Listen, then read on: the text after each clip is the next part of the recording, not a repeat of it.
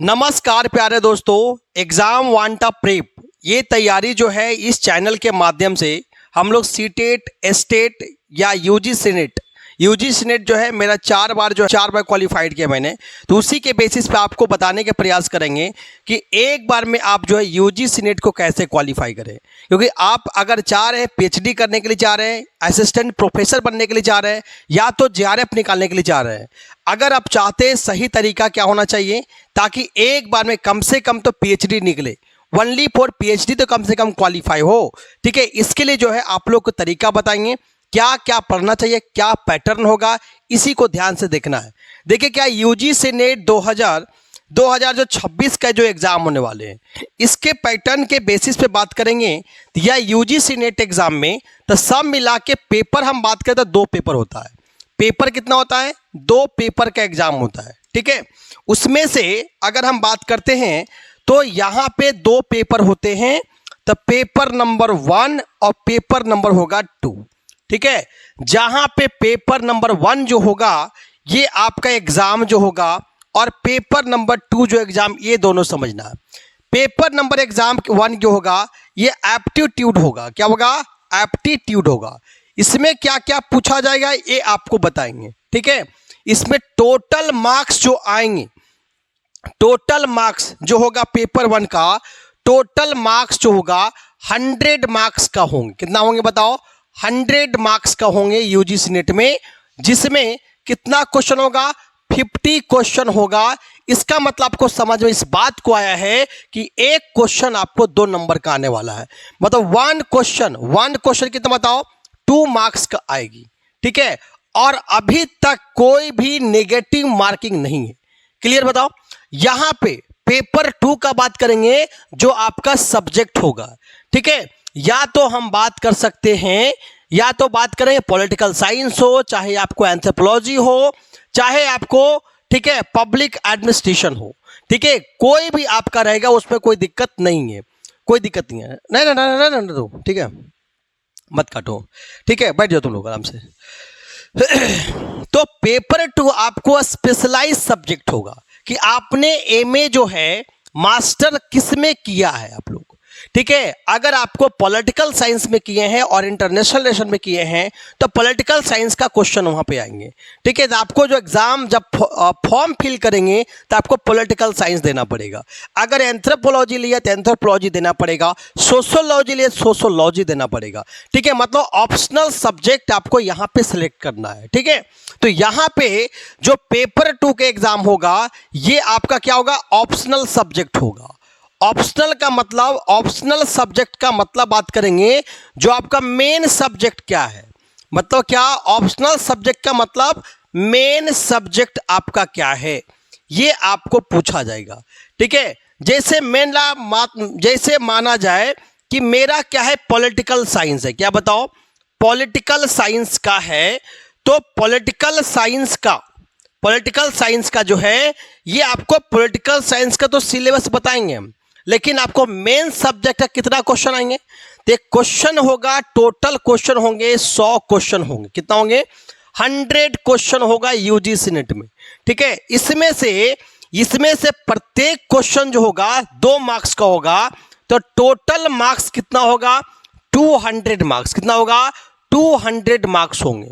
ठीक है, और ध्यान ये रहे कि पूरे एग्जाम पैटर्न में तो सब मिला के हम बात करेंगे कि टोटल मार्क्स कितना होगा।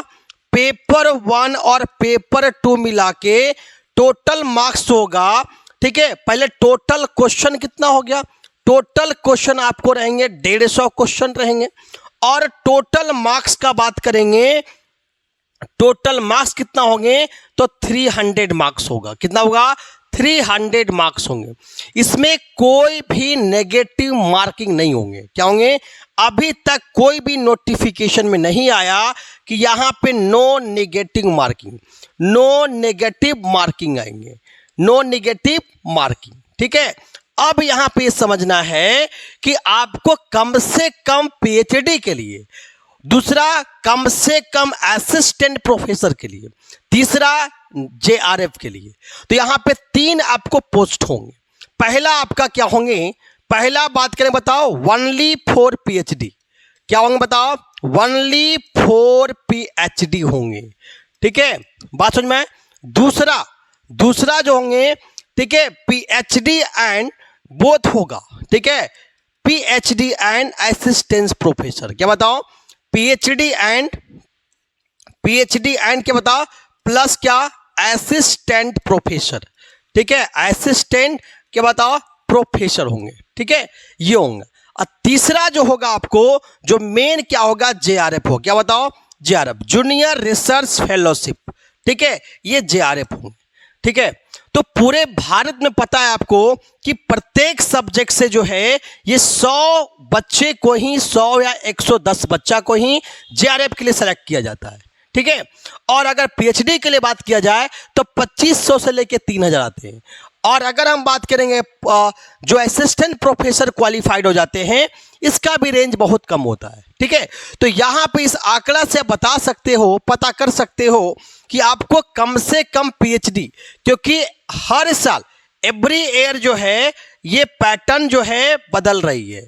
ठीक है, पैटर्न बदलने का मतलब है कि NTA, ठीक है, नेशनल टेस्टिंग एजेंसी के अकॉर्डिंग बताया गया कि हर साल का कट ऑफ अलग अलग होता है। जैसे NTA ने ये चेंज कर दिया है कि अगर कोई बच्चा अगर असिस्टेंट प्रोफेसर क्वालिफाइड हो गया, ठीक है, क्या बोला मैंने, असिस्टेंट प्रोफेसर, अगर वो असिस्टेंट प्रोफेसर अगर वो क्वालिफाइड हो गया, ठीक है, तो वो फिर से जो है असिस्टेंट प्रोफेसर भर नहीं सकता है। ठीक है, तो यहां से बच्चा क्या हो गया, तो अब तो नहीं भरेगा, यहां तो भरेगा नहीं, मतलब ये PhD भी क्वालिफाइड है, असिस्टेंट प्रोफेसर के लिए भी है। तो इसको ये बच्चा क्या होगा, ओनली क्या अप्लाई किसके लिए करेगा, 4 JRF करेगा। क्या करेगा, 4 JRF। तो इससे फायदा ये होगा कि आपके साथ जो कंपटीशन हो गया ये कम हो गया। ठीक है, कंपटीशन बहुत कम हो जाएगा। ठीक है, अगर हम 2026 का रिजल्ट का एनालिसिस करें, अगर लेट्स से एग्जाम्पल में पॉलिटिकल साइंस का बात करते हैं, तो इस पॉलिटिकल साइंस में, ठीक है, अगर हम बात करते हैं तो यहां पे हम देखें कि 2025 में देखा गया था, और 2025 का कौन सा सेशन, हम बात करें जून। ठीक है, जून में जो एग्जाम हुआ था, और दिसंबर में एग्जाम हुआ जो 2025 का था, जो जनवरी में जो एग्जाम हुआ। ठीक है, यहां पे जब देखे हमें तो तब यहां देखा गया कि पहले जो था 230 और 240 ये जनरल का UR का कटअप होता था JRF के लिए। किसके लिए बात कर रहा हूं, बताओ, जूनियर रिसर्च फेलोशिप के लिए बात कर रहे हैं।